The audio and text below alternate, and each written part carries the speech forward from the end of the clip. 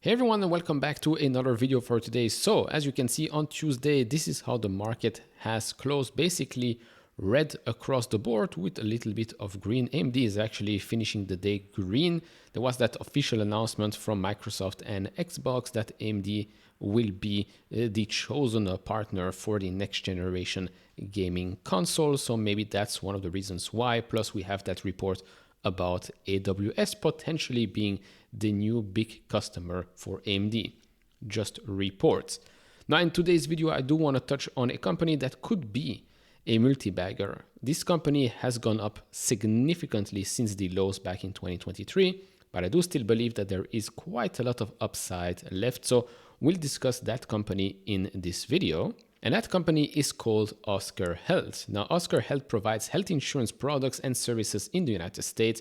The company offers individual and family, small group, and Medicare Advantage plans, as well as Plus OSCR, a technology-driven platform designed to help providers and payer clients to engage with members and patients. Now, I know we've had the House bill. Now maybe the Senate bill, things have changed with regards to Medicare, Medicaid, ACA, and all of that. Yes, I did my research. Your healthcare industry is very, very complex in the United States, but there is a reason why the stock went up 7.8% on Tuesday. There is a reason why this stock has actually gone up significantly since the lows back in December 2022. Right, it's up around close to 266% or so in the last 3 years. This is a company worth around $4 billion, a fast-growing company. Revenue over the last 3 years has grown closer to 60% CAGR. If we look at the forward 2 year, right now that sits at 10%, but EPS sits at 244% forward 2 years. And so when I look at the pricing metrics, trading PE 30.2, forward one 30.6, price earnings to growth 0.1, right? Market cap, like I said, around $4 billion or so. Margins are also improving. Gross margins 20.3%, free cash flow margins 11.8%. There is a lot to like here. But there are also some risks attached, right? Because we are talking here about health insurance in the United States. So these stocks, of course, can get affected if we have some policy changes. Keep that in mind, right? This is not just a company that you buy based on technical analysis or anything like that. No, this is a company that you buy because you understand the company, you understand the industry, and yes, you have to understand how politics works. So I'll try to, this is the first time I will cover the company, so I'll try to put down the groundwork so we all understand what the heck is going on right now with OSCR Health. If you enjoy this type of videos, hit all the buttons, especially the subscribe one. We really appreciate that. If you want to support me even further, do check out the link down in the description and in the pinned comment to the top 10 best stocks to buy now, or go to fool.com/couchinvestor. Thank you very much. Also special thanks to FinChat, which is now actually called Fiscal AI. Rebranding, Series A investment, they've raised $10 million as well. So FinChat is now called Fiscal AI. All right, so first up, let's look at the total national spending on health consumption expenditures in the United States. These were the numbers back in 2023. We have here out-of-pocket $505 billion, $571 billion other third-party payer, Medicaid and CHIP, close to $900 billion. Then you've got Medicare, over $1 trillion, and private health insurance, over $1.4 trillion. So you get something closer to what? $4 to $5 trillion? That's quite something. Now, looking at what has happened with OSCR Health in the past and look at what the market is expecting the company to do in the future, you can see that revenue, of course, has started to grow quite rapidly over the last couple of years. And then it's expected to be down in fiscal 26, probably because the market was expecting some policy changes there. And so revenue is expected to come down. But in fiscal 27, we are seeing revenue reaccelerate to 17.8% year-over-year growth. Now, as we've seen, EPS is expected to grow quite quickly over the next coming fiscal years. We can see that the company is turning a profit and it's actually going to become more and more profitable each and every fiscal year. And these numbers are actually lower than what the company has told us. I'll touch on that in a bit. Free cash flow wise, they are already positive. Of course, remember this is a health insurance company, so free cash flows can fluctuate. Also has to do with medical loss ratios and all of that. But as you can see, this is still going to be a free cash flow positive business in each of the upcoming fiscal years. And it's actually expected to accelerate. The growth is expected to accelerate in the upcoming 2 fiscal years. Member-wise, over the past 4 years, it has grown at a compound annual growth rate of 39.2%, and last quarter it did increase 40.8%. Of course, it is a bit less than before, but this is a company that is still growing its member base quite rapidly. As for net premium, this has been growing very, very fast. And yes, here as well, although it is growing a little bit slower than the past 2 quarters, we are still growing here above 40%. And last thing here, operating margin. As we can see, operating margin has of course been trending in the right direction. I'm taking here operating margin over the last 12 months so you can see the full effect and the full improvement. And it's quite clear, once we were above the 0%, we have been making our way up, now above 1%, and of course going to go closer to 2% pretty soon. Now, to look at what has happened in the previous quarter, we can of course go here on Fiscal AI, the stock research platform. We can look at the transcript. You can also look at the reports. You don't even have to go to their investor relations website. You can get it all right here. But if we look at the transcript, we can do the AI summary and it gives us exactly what has happened. So total revenue last quarter was $3 billion. Remember, this is a company worth around $4 billion. And revenue was $3 billion, a 42% year-over-year increase. Net income of $275 million, a $98 million improvement year-on-year. Earnings from operations, $297 million, also a $112 million increase year-over-year. Operating margin just for last quarter, so I've shown you operating margin for the last 12 months, but just for last quarter, that was 9.8%, a 110 basis points increase year-over-year. SG&A ratio, 15.8%, a 260 basis points improvement year-on-year, the lowest in the company's history. So they saw strong membership growth. OSCR's membership growth is driven by strong retention, above market growth during open enrollment, and SAP member addition. The company's condition-focused plans are performing well, and high levels of digital engagement are enabling more effective member care management. They of course talked about the regulatory environment concerns, so OSCR is closely monitoring the evolving regulatory landscape, particularly CMS proposed program integrity initiatives and potential changes to enrollment windows and premium tax credit. We're going to talk about everything that the Senate said or wrote in just a bit. They talked here a bit about the competitor exit opportunity. I'm going to touch on that as well. But I do want to go back to their Investor Day back in 2024 to see the 2027 targets, because they're already giving us the midterm targets here for 2027. So they told us the following. They are targeting at least 20% revenue CAGR through 2027. They hope to achieve a 5% operating margin by 2027 as well. EPS of more than $2.25 a share by 2027, so already higher than what the analysts are expecting. The number that we've seen before is, I think, just $2. They're targeting a medical loss ratio of approximately 80% by 2027 and targeting a 16% SG&A ratio by 2027 as well. Right now, as we've seen, it was just under 16%.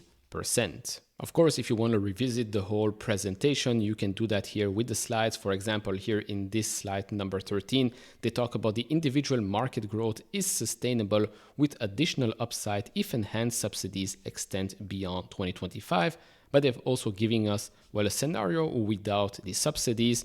They say here we have a clear path to expand our individual market opportunity. So look, there is definitely a lot of runway. The total addressable market here is quite big, but you always have to take the policies and the policy changes into consideration because of the industry that we're dealing with. Now, more on that in just a second. Last thing here, this of course is all available to you on Fiscal AI. Link is down in the description. You'll get 15% off to try it out. Of course, you can go and look at all the others, segments and KPIs, company-specific metrics for OSCR and for every other company out there. New users will get Fiscal AI Pro for free for the next 2 weeks, so don't miss your chance. Link is down in the description. Now let's talk a little bit about the business model, right? So OSCR integrates AI, data analytics, and user-friendly app to deliver personalized care, manage costs, and streamline claims. They offer 24/7 virtual care with over 92% of telehealth consultations resolved without in-person follow-up. AI-driven health recommendations, dedicated care teams, and wellness incentives, for example, cash for step counts.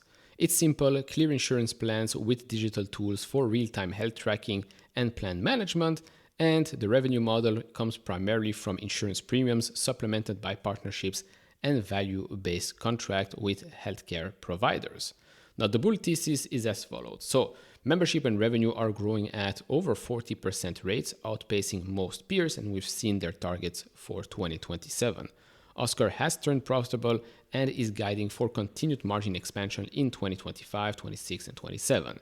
Digital-first approach drives lower cost, higher engagement, and better customer satisfaction. So you can maybe, if you want to compare it to something else, probably the same as how HIMSS operates the HIMSS platform.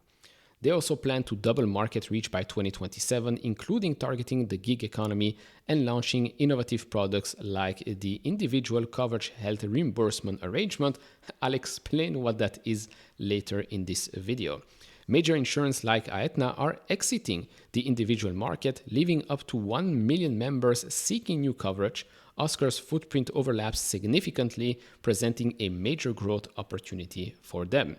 They also have no debt, and a large cash cushion allows OSCR to weather industry volatility and invest in growth. And I do believe that one of their founders is a Kushner, and one of their founders is called Joshua Kushner. Yes, the Kushner, the brother of.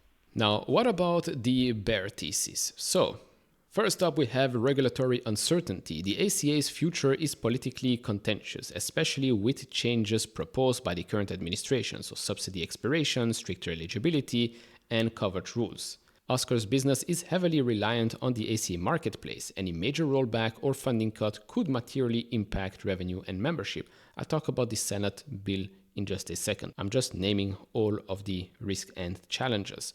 While profitable in recent quarter, OSCR's long-term profitability is not yet proven, of course. Past years saw persistent losses and negative cash flows, but over the last couple of quarters, we've seen that improve. But, like I said, OSCR's cash flow is sensitive to risk adjustment payments, which can fluctuate due to regulatory or actuarial changes. While some insurers are exiting, giants like UnitedHealth and Anthem remain formidable and are rapidly adopting digital strategies. Of course, UnitedHealth has their own issues right now. Now, talking about the ACA changes or potential ACA changes and regulatory landscape. So, CMS 2025 proposed rules focus on tightening eligibility, fraud prevention, and potentially rolling back some benefits, gender-affirming care, the ACA eligibility. Key ACA subsidies that drove record enrollment are set to expire at the end of 2025 unless renewed by Congress. These changes could reduce enrollment growth and increase churn, impacting OSCR's addressable market. Now, as we've talked before, Aetna's exit or withdrawal from the individual exchange at the end of 2025 opens the door for OSCR to capture up to 1 million displaced members, especially where their footprints overlap. The CEO of OSCR did say the following thing, that he sees this exit as sad loss for competition, but a major opportunity for OSCR to gain market share with disciplined competitive pricing. Now, talking about the Senate's latest version of the GOP tax bill. So there were a couple of topics: Medicare funding cuts, Medicaid provider tax, and ACA subsidies and enrollment. We have here the bear case, the worst case scenario, and the actual outcome, which is why the stock was up on Tuesday. Because as for the Medicare funding cuts, no Medicare cuts were included, which removed that sector overhang on OSCR Health, so that's a positive. As for Medicaid provider tax, there's a steep phase cap to 3.5% by 2031. Mildly negative, but it's not a direct hit to OSCR. As for the ACA subsidies and enrollment, Right now, so far, no direct changes to ACA subsidies. So that's another positive point for Oscar. So the result was basically better than feared. Now, going back to the ICHRA. So they are employer-sponsored health benefits that allow businesses of any size to reimburse employees tax-free for individual health insurance premiums and qualified medical expenses, rather than offering traditional group health insurance. Employees can select any ACA-compliant plan that fits their needs, and employers set a fixed contribution amount, gaining predictable cost and less administrative burden. Now, why is that a positive, or why should we care, right? Or why should you care as a Oscar Health investor? Well, Oscar Health is making this a core part of its growth strategy, targeting small and mid-sized employers who want to control costs and offer more flexible benefits. If all employers with fewer than 1,000 employees adopted ICHRA, Oscar's addressable market could increase from 21 million to 96 million lives. So yeah, quite a big deal. Oscar is investing in education and partnership to accelerate the adoption, aiming to double its membership by 2027. The company is also developing richer ICHRA products to attract employees transitioning from traditional employer plans, offering more robust coverage options. And so, after all of that, I can proudly say that things looked very, very complicated at first. It still looks quite complicated to me, that specific sector, but it looks promising. It looks like Oscar Health has been positioning itself very, very well. It is growing very fast, expected to grow very fast in the future.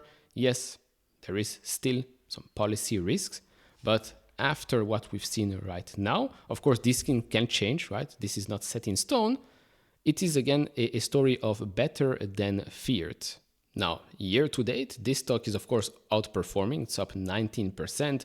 Over the last 3 months alone, it's up close to the same thing, 20% or so. And as we've seen since, well, the lows are, it's probably up way more than that if I can actually figure out how this slider works here.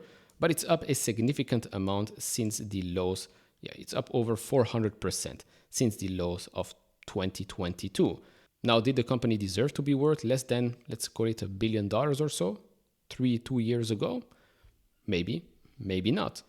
Is the company worth more than or is supposed to be worth more than $4 billion today based on future expectations? Maybe so. I don't mind waiting for a small pullback in the market. Of course, we might get that on Wednesday. There is that Fed meeting. Don't know what's going to happen. But yeah, it is an interesting one that, of course, you need to study closely. I still need to study a lot more, but it's one that I might put into my speculative basket. What do you think? Of course, if you follow the portfolio, you'll get a notification if I add it, and I'll probably let you know in the portfolio update videos on Sunday. So what do you think? Are you bullish, bearish? Do you hold it? Do you not? Let me know down in the comment section below. Do check out Fiscal AI, previously FinChat, down in the description and in the pinned comment, and I'll see you all in the next one. Bye-bye.